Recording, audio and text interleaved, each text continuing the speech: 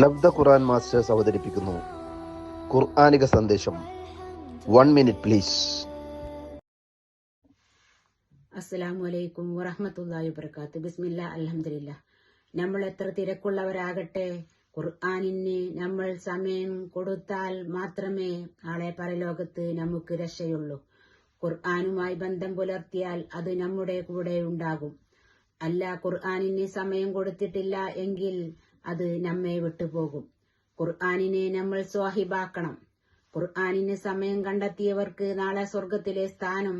ഓതി ഓതി അവസാനം എത്തിയ ആയത്തുണ്ടല്ലോ, അത്രയും വലിയ ദറജകളാണ് നിങ്ങളെ കാത്തിരിക്കുന്നത്.